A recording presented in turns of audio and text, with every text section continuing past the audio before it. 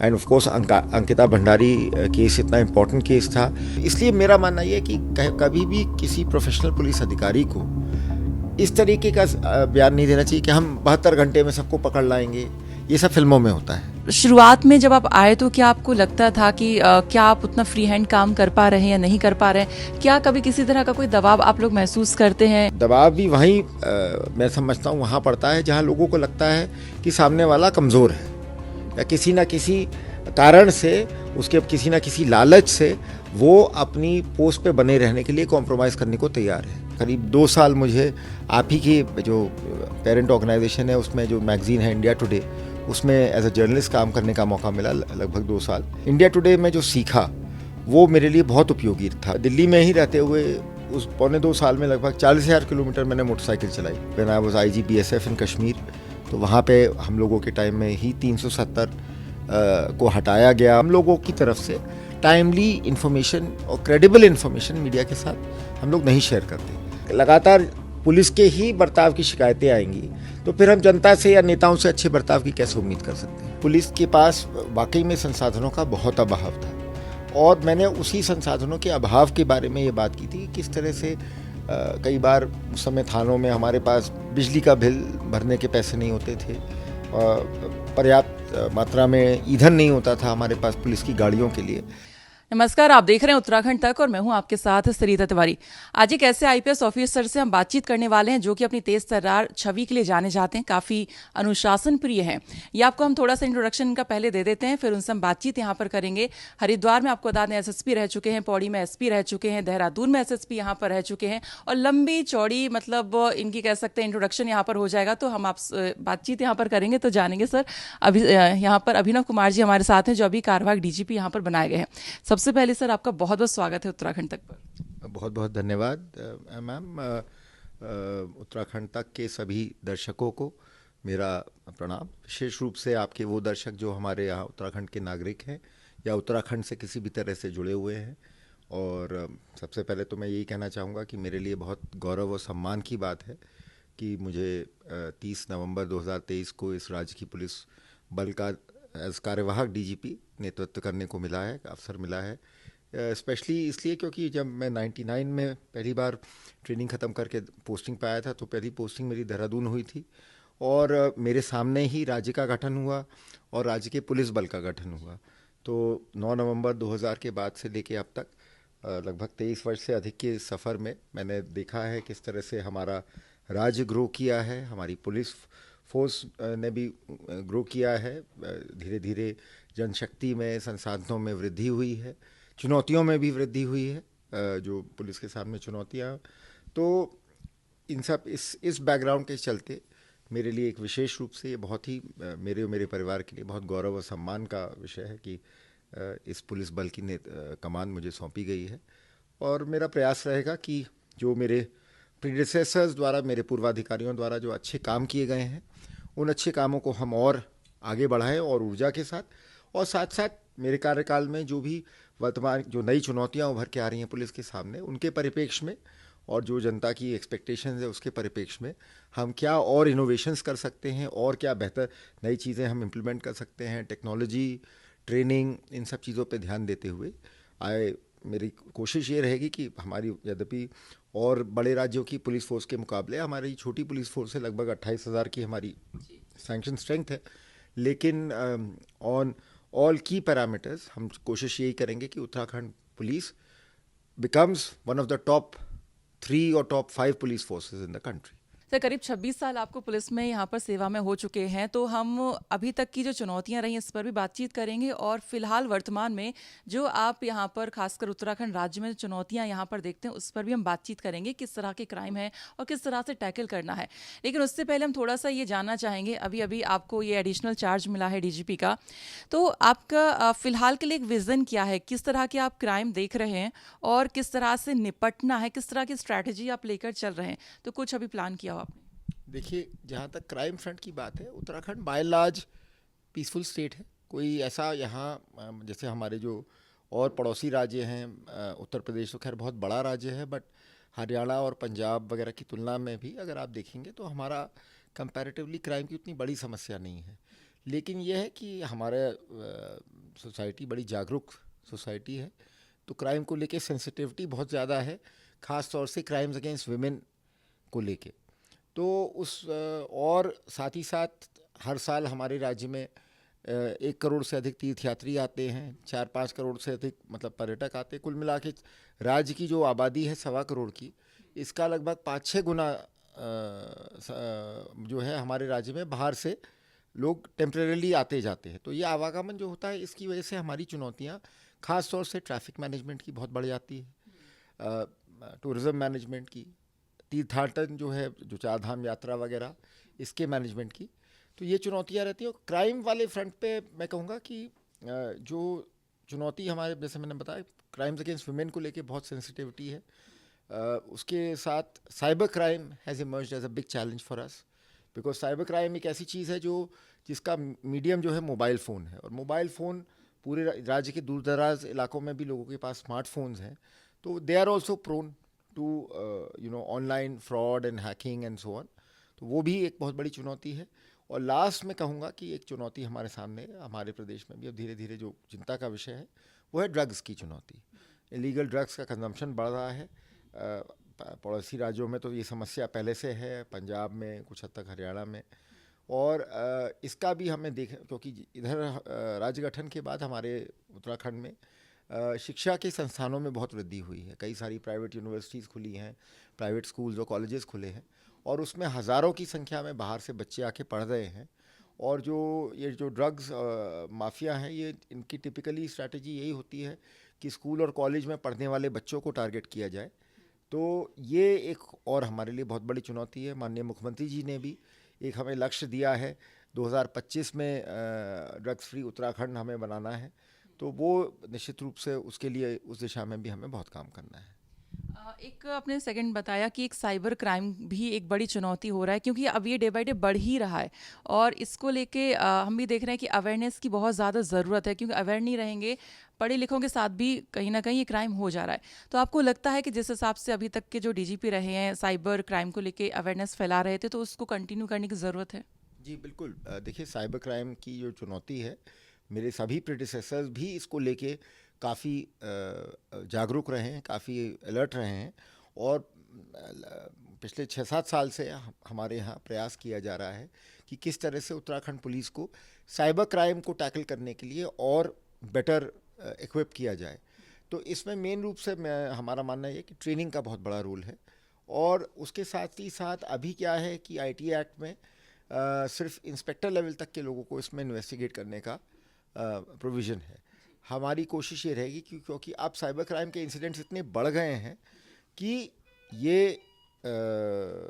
इसके लिए हमें कम से कम सब इंस्पेक्टर लेवल तक इसके केसेस को इन्वेस्टिगेट करने का अधिकार देना होगा, वरना हमारे पास पर्याप्त संख्या में लोग ही नहीं हैं जो बढ़ते हुए साइबर क्राइम को ठीक से इन्वेस्टिगेट कर सकें। चलिए आगे बढ़ते हैं, आगे नहीं थोड़ा सा पीछे बढ़ते हैं। अभी तक की 26 साल की आपकी जो सर्विस रही है, आप हरिद्वार में एसएसपी रहे हैं, देहरादून में भी रहे हैं, और पौड़ी में एसपी रहे हैं। तो अगर हम इन क्षेत्रों की थोड़ा सा बात करते हैं, कई तरह के क्रिमिनल्स को आपने फेस किया होगा, पकड़ा भी होगा, तो किस तरह की चीज़ें आपने फेस की, और अभी तक के करियर में आपको क्या लगता है कि कोई बड़ी चुनौती ऐसी आई हो आपके सामने जो आपने फेस की हो, टैकल की हो, या कोई बड़ा अपराधी ऐसा हो जिसको पकड़ना काफ़ी मुश्किल रहा हो लेकिन वो आपने कर दिखाया हो? देखिए, अब इतने साल के लंबे करियर में तो कई सारे मतलब पुलिस का काम ही ऐसा चैलेंजिंग होता है कि जहाँ भी आप रहेंगे चैलेंजेस की कोई कमी नहीं है। अब जैसे मैं आईटीबीपी में लद्दाख में था, तो वहाँ अपनी चुनौती थी, चीन से सामना भी करना था, और उस हाई ऑल्टीट्यूड पे कांस्टेबल और उस एक्सट्रीम कोल्ड वेदर में कांस्टेबल्स को मोटिवेट करके रखना, उनसे ड्यूटी करवाना अपने आप में बहुत बड़ी चुनौती थी। Similarly when I was IG BSF in Kashmir, तो वहाँ पे हम लोगों के टाइम में ही 370 को हटाया गया, और वो सारा वहाँ जो उस समय का जो एक्सपोजर मिला बंदोबस्त करने का, सारी सिक्योरिटी ग्रिड को इम्प्लीमेंट करने का, तो वो बहुत बड़ी चुनौती थी। और थोड़ा सा कोलैबोरेट करके थोड़ा सा बताइए, कश्मीर का अनुभव कैसा रहा जब 370 हटाया जा रहा? जी देखिए, कश्मीर के अनुभव तो मैं बताऊँ, I think it was one of the most challenging and interesting postings of my life, क्योंकि पुलवामा और बालाकोट की जो घटनाएं हुई वो भी मेरे सामने ही हुई। मतलब I was witness to that, I was part of that. फिर वहाँ हम लोग जनरल इलेक्शंस हुए, उसके बाद 370 हटाया गया। तो वो एक लाइफ का मैं समझता हूँ सबसे मेमोरेबल एक्सपीरियंसेस में से था, क्योंकि एक ऐसे हिस्टोरिकल चीज़ को हमको इम्प्लीमेंट करने का मौका मिला। I was part of the team जो हमारी उस समय वहाँ यूनिफाइड कमांड थी, उसका मैं हिस्सा था। तो जो भी उसकी प्लानिंग हुई, जो भी उसका एग्जीक्यूशन हुआ, I got exposure to that, उसमें एक भूमिका निभाने को मिली। तो वो तो बहुत ही मतलब जैसे कहूँगा सेटिस्फाइंग एक्सपीरियंस था। और आज देखते हैं हम कि कश्मीर में किस तरह से बाय एंड लार्ज 5 साल हो गए, मतलब शांति है, और धीरे धीरे Kashmir is being gradually integrated into the national main stream, economically also, culturally also. तो ये आई थिंक बहुत ही सेटिस्फाइंग एक्सपीरियंस था। सर, ये आपसे मिलने से पहले आपका एक इंटरव्यू मैं देख रही थी सत्यमेव जयते पर। तो उसमें आपने कई सारी बातें कही। आई थिंक वो एपिसोड था कि पुलिस को लेके आम जनता किस तरह की सोच रखती है। तो उसको लेके तरह तरह की सोच आ रही थी सामने, कोई कुछ कह रहा था, कोई कुछ कह रहा था। आपने भी अपने जो विचार थे और पुलिस को लेके क्या क्या रिसोर्सेज की कमी होती है, उन सारी चीज़ों की आपने बात भी कही थी बहुत ही सुलझे तरीके से, क्या क्या दिक्कतें यहाँ पर होती हैं। अगर हम वर्तमान में यहाँ पर बात करते हैं, अगर उत्तराखंड की बात करते हैं, तो आपको क्या क्या रिसोर्सेज की कमी लगती है? और एक और बात आपने वहाँ पर कही थी हरिद्वार को लेकर कि ये जो बिजली के डिफॉल्टर हैं सबसे ज़्यादा आप ही लोग होते हैं। तो ये क्या कहानी है, थोड़ा सा दर्शकों को बताइए। नहीं, देखिए वो क्या था कि खास तौर से उस समय के माहौल में पुलिस के पास वाकई में संसाधनों का बहुत अभाव था। और मैंने उसी संसाधनों के अभाव के बारे में ये बात की थी कि किस तरह से कई बार उस समय थानों में हमारे पास बिजली का बिल भरने के पैसे नहीं होते थे, पर्याप्त मात्रा में ईंधन नहीं होता था हमारे पास पुलिस की गाड़ियों के लिए। तो वो सब बहुत बेसिक और बुनियादी दिक्कतें थी। वो सब तो अब काफ़ी हद तक मैं मानता हूँ दूर हो चुकी हैं। अब कोई वो ये जो मैंने इंटरव्यू दिया था, लगभग 10 साल हो गए इस बात को। तो 10 साल में मैं मानता हूँ कि चुनौतियों में जब परिवर्तन आया तो पुलिस की कैपेबिलिटीज़ में भी बहुत बड़ा परिवर्तन आया है, और कई जगह हमने काफ़ी सुधार किया है। लेकिन क्या है कि जो जिस प्रकार की चुनौतियां हैं पुलिस के सामने और जिस प्रकार की एक्सपेक्टेशंस है पब्लिक के लिए, उसके लिए मैं समझता हूँ अभी भी पुलिस को और बेटर रिसोर्सेज दिए जा सकते हैं। और हम लोग अब जैसे यहाँ पे हम उत्तराखंड के पुलिस हेडक्वार्टर्स में हम लोग प्लान कर रहे हैं। We are preparing a road map, we are preparing a plan for कि हमें अगले 5 साल में क्या क्या रिसोर्सेज चाहिए, बिल्डिंग्स के लिए, गाड़ियों के लिए और चीज़ों के लिए। तो एक हम एक्शन प्लान बना रहे हैं जिससे कि हम सरकार को है ना, हम एक कॉम्प्रिहेंसिव तरीके से जो भी हमारी आगे की रिक्वायरमेंट्स हैं वो प्रोजेक्ट कर सकें। और क्योंकि गवर्नमेंट के लिए भी आसान रहता है कि अगर हम एक प्लान तरीके से उनको एक अपनी रिक्वायरमेंट्स प्रोजेक्ट करें कि हमें क्या, तो गवर्नमेंट भी उसके लिए प्रॉपरली अपने लिए बजट में उसके लिए प्रोविज़न कर सकती है। कई बार क्या होता है कि हम लोग पुलिस में भी ना पीस मील या एडहॉक हम लोग कि अच्छा आज हमें मेरे को एकदम से स्ट्राइक किया कि हमें ये चीज़ चाहिए तो हम एकदम से ये चीज़ मांग रहे हैं। और ये तो थोड़ा सा मुझे लगता है हमारी ओर से अगर एक प्लान तरीके से हम अपनी रिक्वायरमेंट्स को प्रोजेक्ट करेंगे तो गवर्नमेंट से हमें वो रिक्वायरमेंट मिलने में आसानी रहेगी। अब थोड़ा सा अलग बात करते हैं, आपकी थोड़ी पर्सनल लाइफ पर थोड़ा सा आ जाते हैं। थोड़ा सा अपने बचपन से ही थोड़ा सा बताइए, क्योंकि अभी आप नए नए आए हैं तो थोड़ा सा, आई मीन पुलिस में तो काफ़ी टाइम से, लेकिन अभी बने हैं तो लोगों को जानने की इच्छा होगी कि बाकी पीछे का कैसा बैकग्राउंड है। तो उन्हीं दर्शकों के लिए जो आपके बारे में जानना चाहते हैं, थोड़ा सा अपना बचपन बताइए। किस तरह के माहौल में आपका बचपन बीता है, कहाँ बीता है, और अपब्रिंगिंग वगैरह किस तरह से? देखिए, मैं वैसे तो बरेली उत्तर प्रदेश का रहने वाला हूँ, एक मध्यम वर्गीय परिवार से हूँ, और लगभग 10 वर्ष की आयु तक तो बरेली में ही मैंने अपनी शिक्षा ग्रहण की थी, क्लास 5 तक। उसके बाद मैं देहरादून आ गया था और यहाँ सेंट जोसेफ्स एकेडमी और फिर उसके बाद दून स्कूल से मैंने शिक्षा ग्रहण की। और उसके बाद दून स्कूल से ही मैं विदेश चला गया था। वहाँ 12th मैंने, वहाँ एक चार्टर हाउस स्कूल है इंग्लैंड में, सरी काउंटी में, लंदन से करीब 60 मील दूर। वहाँ से मैंने ए लेवल्स किए। फिर ऑक्सफोर्ड विश्वविद्यालय से मैंने पॉलिटिक्स, फिलॉसफी और इकोनॉमिक्स में बीए और फिर एमए किया। अब फिर मैं वापस इंडिया आ गया था, क्योंकि परिवार की इच्छा थी कि भाई I should come back to the country. And उसके बाद करीब 2 साल मुझे आप ही की जो पेरेंट ऑर्गेनाइजेशन है उसमें, जो मैगज़ीन है इंडिया टुडे, उसमें एज अ जर्नलिस्ट काम करने का मौका मिला, लगभग 2 साल। और that was again a great learning experience, क्योंकि इंडिया टुडे का उस समय जो स्टेचर आज भी है, एक मैं समझता हूँ पत्रकारिता के क्षेत्र में, खासतौर से इंग्लिश जर्नलिज्म के क्षेत्र में, उसका एक विशेष स्थान है। चलिए, आप थोड़ा सा इसमें आगे बढ़े मैं थोड़ा सा इसके बारे में बात करना चाहूँगी, क्योंकि भाई मेरा भी सेम प्रोफेशन है तो मेरा इंटरेस्ट थोड़ा सा आ गया है। तो आपका जो वहाँ पे 1 डेढ़ साल आपने काम किया है, वो आपका कैसा एक्सपीरियंस रहा है? वहाँ पर आप क्या करते थे? और हम आजकल आपको देखते हैं, आजकल क्या मतलब कई टाइम से देख रहे हैं कि आप आर्टिकल्स वगैरह लिखते रहते हैं अपनी बात, मतलब क्योंकि जो मीडिया में होते हैं वो अपनी बात तो कहना चाहते हैं, तो वो आपका जो एक वो मीडिया का कीड़ा है, हम देखते हैं अभी भी जिंदा है। नहीं नहीं, देखिए ऐसा है कि इंडिया टुडे में जो मेरा 2 साल रहा, बहुत ही अगेन इट वाज कई मायनों में मैं समझता हूँ जो पुलिस में मेरे को चैलेंजेस फेस करने लगे पड़े हैं, मतलब उसमें इंडिया टुडे में जो सीखा वो मेरे लिए बहुत उपयोगी था। बिकॉज जब मैंने पहले साल डेस्क पे काम किया, न्यूज़ डेस्क पे, तो जिस बारीकी से आपको कागज़ पढ़ना पड़ता था, स्टोरीज़ को आप एडिट करते थे, उनको बहुत बारीकी से पढ़ के उसमें कोई फैक्चुअल इनकन्सिस्टेंसी ना हो, कोई एरर ना हो, वो जो आपको देखना पड़ता था, तो वो बारीकी से काम करने की आदत, उसका पुलिस में बहुत मुझे आगे जाके फ़ायदा मिला कि जब भी कोई हम चिट्ठी पढ़ते लिखते हैं तो उसको मतलब बहुत आसान लगता है उसको पढ़ के समझना, या उसमें कोई अगर दिक्कत है या कोई एम्बिग्विटी है उसको दूर करना। तो that was a great experience. फिर उसके अलावा मैंने करीब दिल्ली में ही रहते हुए उस 1.25 साल में लगभग 40,000 किलोमीटर मैंने मोटरसाइकिल चलाई। 40,000? जी।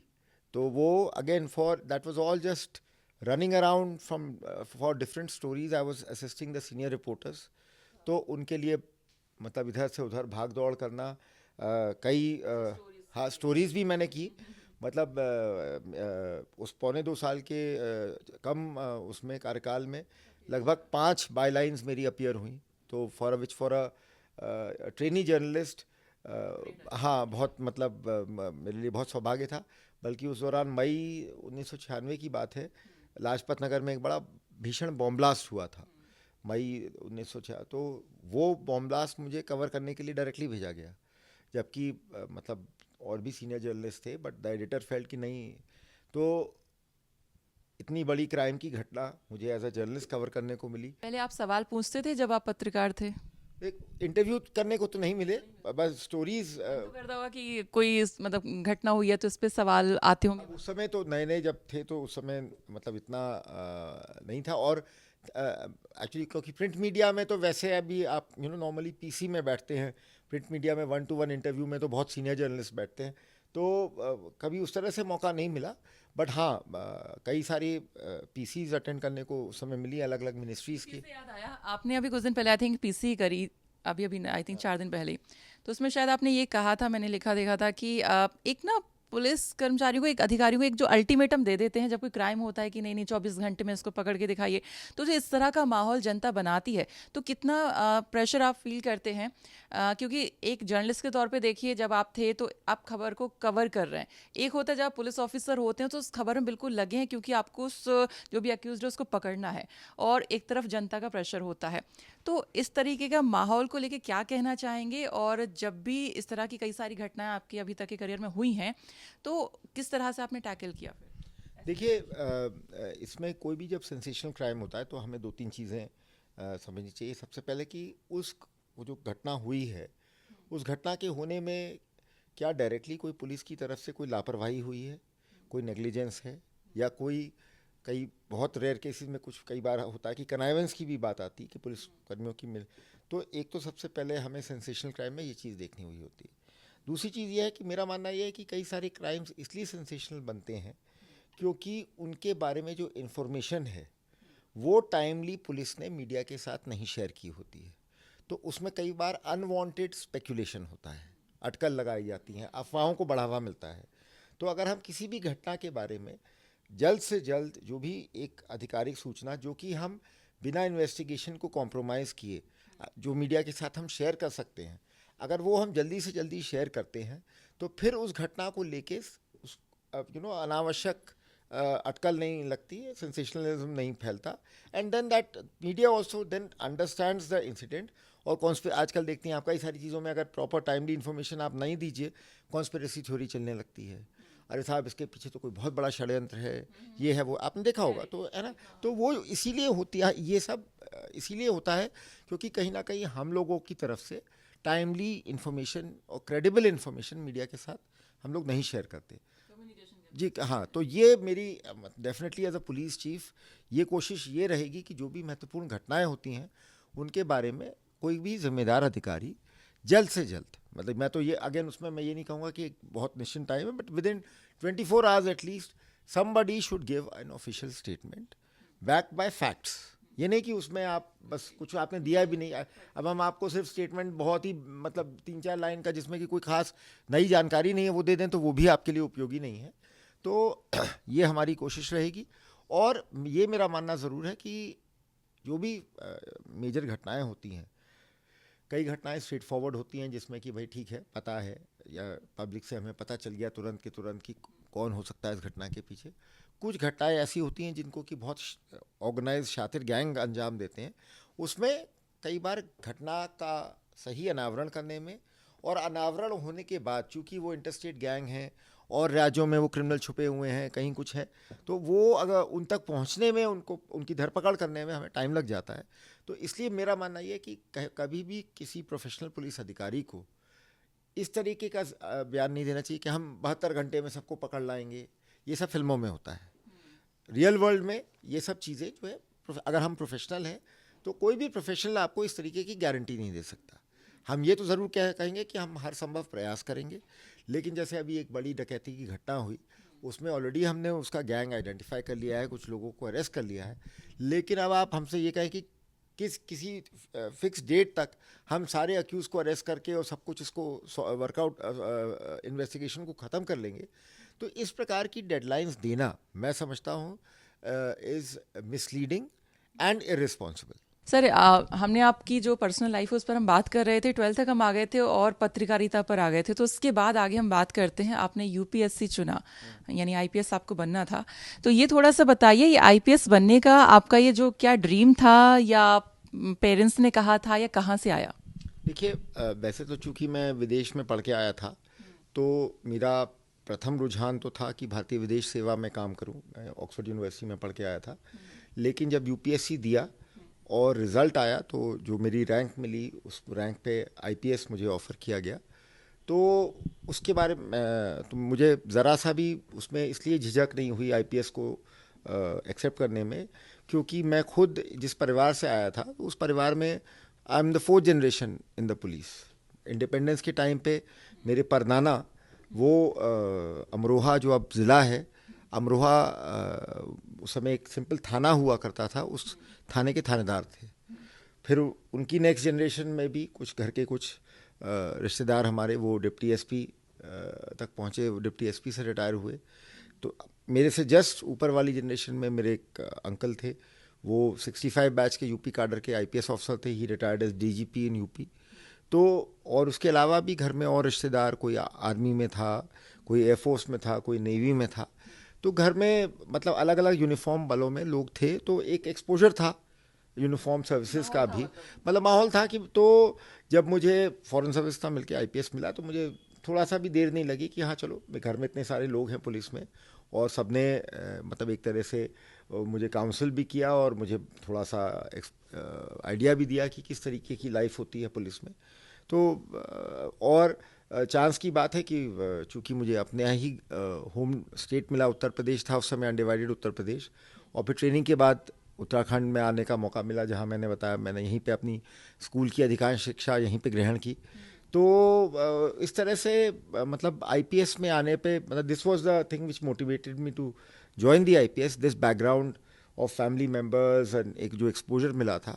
और मतलब आई एम हैप्पी टू से कि जो 26 साल से ऊपर का जो अपना अब तो 28 साल होने जा रहे हैं, almost 28 years of service, it's been a great experience. इस आईपीएस की सर्विस ने मुझे पूरे देश भर में ही नहीं, विदेशों में भी कई बार ट्रेनिंग करने का वहाँ अवसर मिला और देशों की पुलिस फोर्सेस के साथ इंटरेक्शन का भी अवसर मिला। तो all in all I would say it has been a very satisfying journey in the Indian police service. जब आपकी पहली पोस्टिंग हुई होगी तो तब से लेकर अब तक की अगर हम बात करें तो शुरुआत में जब आप आए तो क्या आपको लगता था कि क्या आप उतना फ्री हैंड काम कर पा रहे हैं या नहीं कर पा रहे हैं? क्या कभी किसी तरह का कोई दबाव आप लोग महसूस करते हैं या कोई आता है इस तरह का कोई प्रेशर, तो कैसे हैंडल करते हैं? देखिए, जहाँ तक रहा है दबाव की बात, मेरा मानना यह है कि ये थोड़ा सा हम लोग दबाव को लेके हल्ला ज़्यादा मचाते हैं, और वास्तव में अगर आप देखें तो उस तरीके का कोई ऐसा दबाव नहीं। दबाव आदमी के ऊपर तभी आता है जब आदमी की अपनी कोई कमज़ोरी या अपना कोई स्वार्थ हो। अगर आप किसी पोस्ट पे बैठ के आपको कोई मतलब अनड्यू एक्सपेक्टेशंस हैं, आप कुछ गलत सलत काम करना चाहते हैं, तब फिर आप उस पोस्ट पे बने रहने के लिए दबाव स्वीकार भी करते हैं। लेकिन अगर आपका इंटेंशंस क्लियर है, कोई मैलिफाइड इंटेंशन नहीं है आपकी, तो आप और आपकी अगर पर्सनालिटी उस तरीके की है, लोगों को जब एक बार पता चल जाता है कि हाँ ये फेयरली काम करते हैं, तो फिर अपने आप ही दबाव ख़त्म हो जाता है। मतलब देखिए, मतलब दबाव भी वहीं मैं समझता हूँ वहाँ पड़ता है जहाँ लोगों को लगता है कि सामने वाला कमज़ोर है, या किसी ना किसी कारण से, उसके किसी ना किसी लालच से वो अपनी पोस्ट पे बने रहने के लिए कॉम्प्रोमाइज़ करने को तैयार है।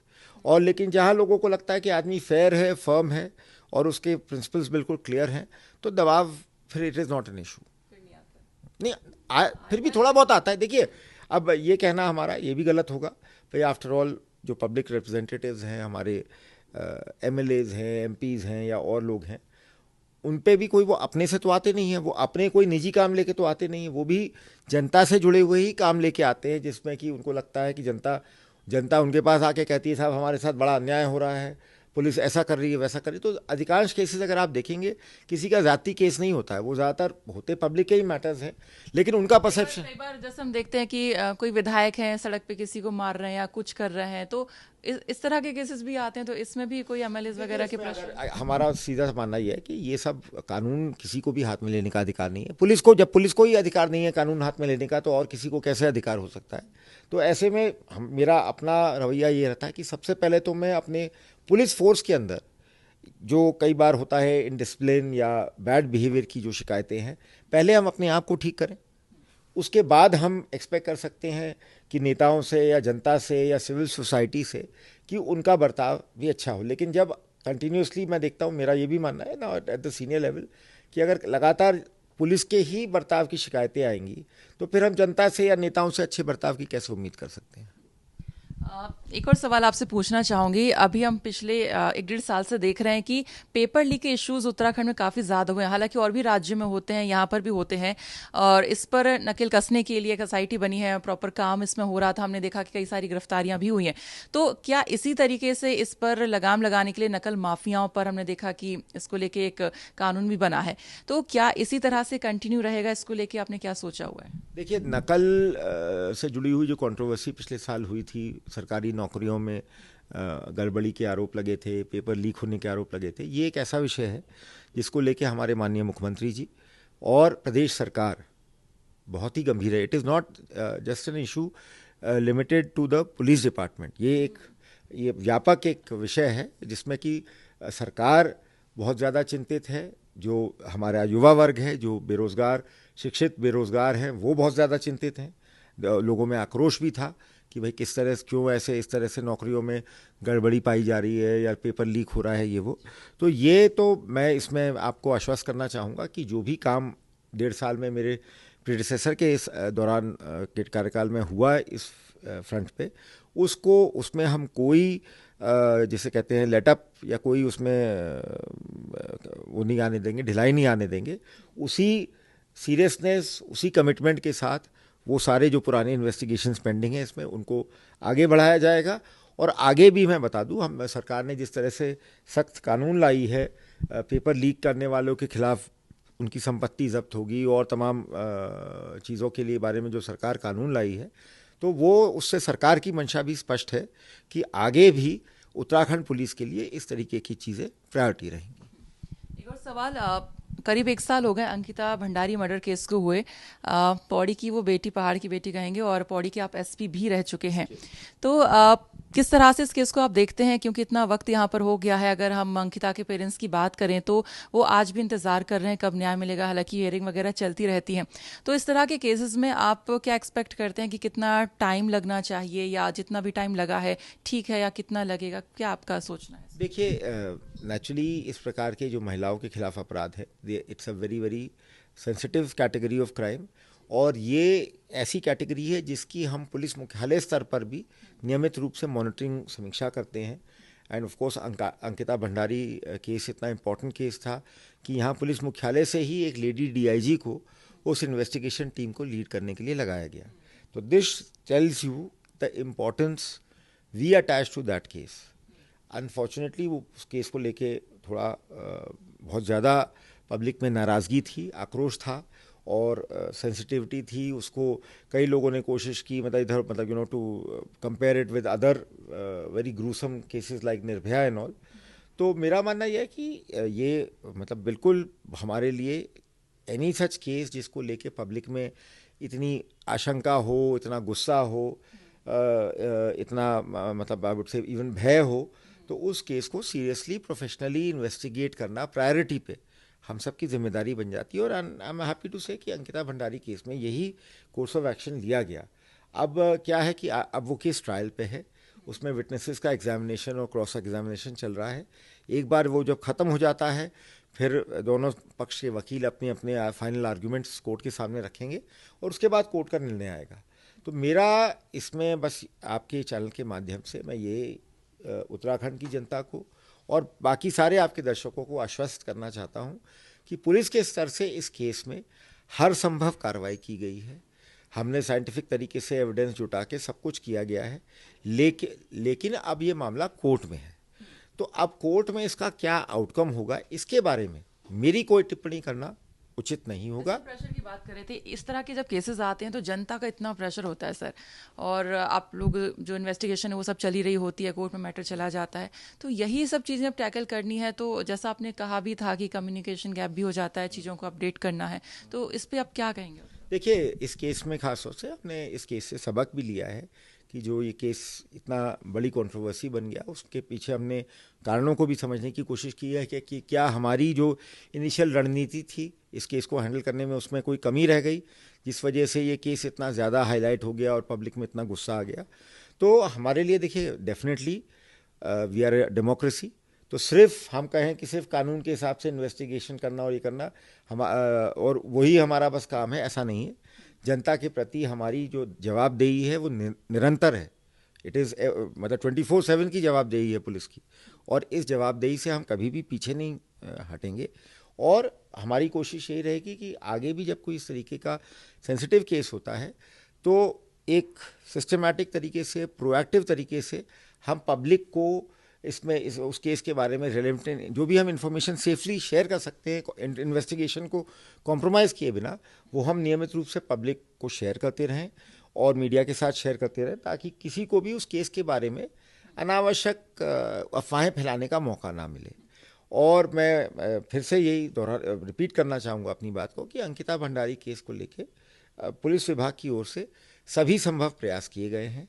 हमें पूरी आशा है कि जो केस चल रहा है उसमें कोई ना कोई ऐसा रिजल्ट आएगा जिससे कि पब्लिक में एक अच्छा मैसेज जाए कि भाई पुलिस और पूरा क्रिमिनल जस्टिस सिस्टम इस प्रकार की घटनाओं को बहुत सीरियसली लेता है और इसमें जो भी दोषी प्रकाश में आए हैं उनके खिलाफ साक्ष्यों के हिसाब से उचित कार्रवाई होगी। जी, तो सर आपसे मतलब जनता को काफ़ी सारी उम्मीदें हैं और काफ़ी सारी उम्मीदें लेकर बैठे हुए, और उम्मीद करते हैं कि आप उस पर खराबी उतरेंगे। जिस तरह से आप काम करते हैं, आपकी एक साफ छवि रही है, उसी तरह से। अब आखिर में चाहूँगी, क्योंकि उत्तराखंड में सर यूथ ज़्यादा है, युवा ज़्यादा हैं, तो उन सभी के लिए और साथ ही साथ पूरी उत्तराखंड की जनता के लिए क्या कुछ कहना चाहेंगे? क्योंकि उन सभी की नज़रें एक नए कार्यवाहक डीजीपी पर हैं कि किस तरह से उनकी कार्यप्रणाली यहाँ पर रहती है, किस तरह से काम करते हैं, तो उनके लिए आप क्या कोई मैसेज? देखिए, मैं तो बस यही कहना चाहूँगा कि उत्तराखंड पुलिस जो है वो उत्तराखंड की जनता के लिए है, और इस बात में ना पुलिस विभाग को कोई डाउट होना चाहिए, ना उत्तराखंड की जनता को, ना किसी और सिविल सोसाइटी या मीडिया के किसी अंग को इस बारे में कोई डाउट होना चाहिए। हमारा पूरा अस्तित्व, हमारा पूरा एग्जिस्टेंस, हमारा मतलब टोटल जो वजूद है वो जनता की सेवा के लिए है। जनता से आप यहाँ बोल दीजिए। और ये नहीं, ये पब्लिक की सेवा के लिए है। हमें जो भी रिसोर्सेज दिए गए हैं, हमारे को जो भी बिल्डिंग्स, इंफ्रास्ट्रक्चर, टेक्नोलॉजी, जो भी सुख सुविधाएं हमें उपलब्ध कराई जाती हैं, चाहे ऑफिसर्स को चाहे हमारे जवानों को, वो जनता की ही गाड़ी कमाई से उपलब्ध कराई जाती हैं, आपके टैक्स के पैसे से दी जाती हैं। तो ये हमारी तो जिम्मेदारी है और हमारा मतलब मिशन है ये कि हम आपकी उम्मीदों पर खरा उतरें। कभी कभार हो सकता है हमारे व्यवहार में कोई कमी हो, पुलिस कर्मियों के व्यवहार में, या किसी घटना को लेके हमारा उस पर नज़रिया कुछ और हो, जनता का नज़रिया कुछ और हो, तो मैं आपको यही आश्वस्त करना चाहता हूँ कि हम इस तरीके की कोई भी हमारी तरफ से किसी भी चीज़ को लेके पुलिस के मन में उत्तराखंड के प्रति अविश्वास, पुलिस के प्रति अविश्वास पैदा हो, हम हर संभव प्रयास करेंगे कि ऐसा ना होने पाए। और